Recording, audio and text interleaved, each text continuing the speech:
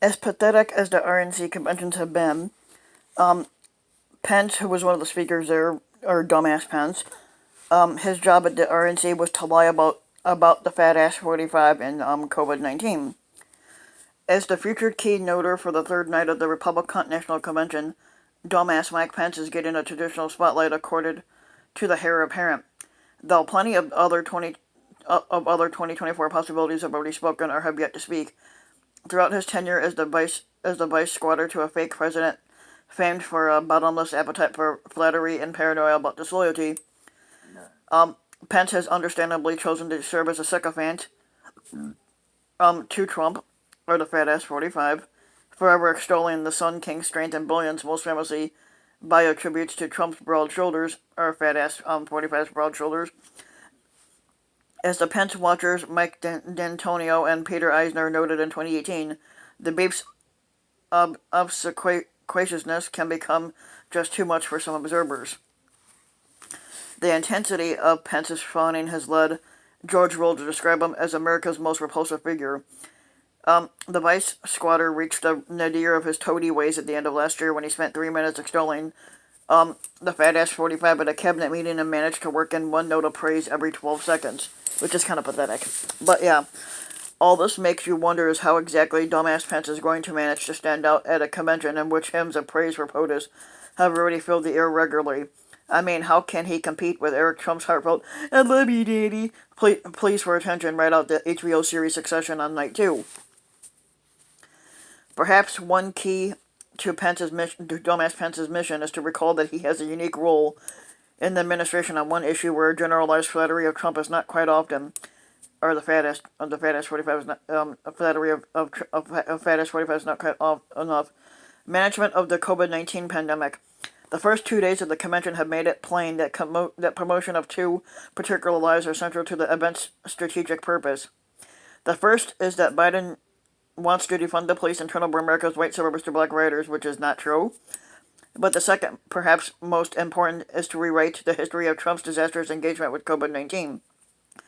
As a chairman of the White House Coronavirus Task Force and its most visible symbol in the early days of the pandemic, dumbass Pence can, and really must, reinforce the claim that the administration saved millions of lives with its speedy and effective response. The convention has already spent considerable time promoting the fairy tale, as Slate's William Salatin notes. Convention speakers and videos extolled Trump's response to the virus as swift and quick. One speaker, a nurse, claimed that the fake president made rapidly policy changes because he recognized the threat this virus presented for all Americans early on. No, he didn't. Another speaker, a doctor, said Trump's decisive leadership, led to a rapid and efficient response. We all know that this is fucking nonsense, as a thorough review of the record shows that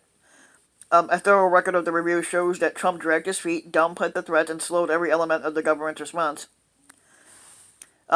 Trump has lied about the virus all along. He's still lying. We just have to make this virus go away, and it's happening, he declared in a convention video, even as thousands of Americans continue to die. But the fake president is no longer alone in his fictional universe. He's backed by a party that glorifies him with fabrications, and that he stood up to North Korea, that his impeachment was fake, which it was not, and that he ended once and for all the policy of incarceration of black people. The tale of his struggle against the virus is just another heroic myth.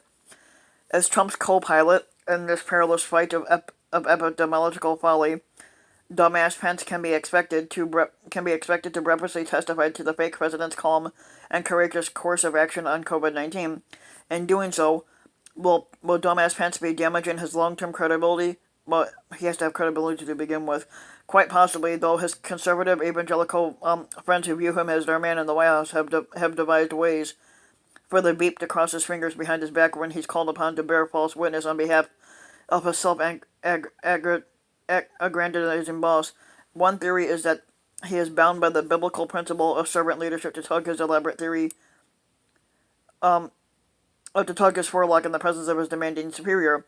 Another, more elaborate theory casts him in the role of the Hebrew scriptural figure Daniel, hiding his Judaism in order to serve the interests of God's people in the court of the pagan king Nebuchadnezzar. Either way, if lying for fat ass 45 is the only way to keep Pence's feet on the path to his own fake presidency, as some of his fans and perhaps the Beep itself believe it is his divine established destiny, then so be it. but technically all Pence did was fucking lie. So yeah. So if you like the video, give the video a like and subscribe to my channel, Rambin Mike, and also hit the notification bell so that you'll be notified when a new video comes out. And thanks for listening.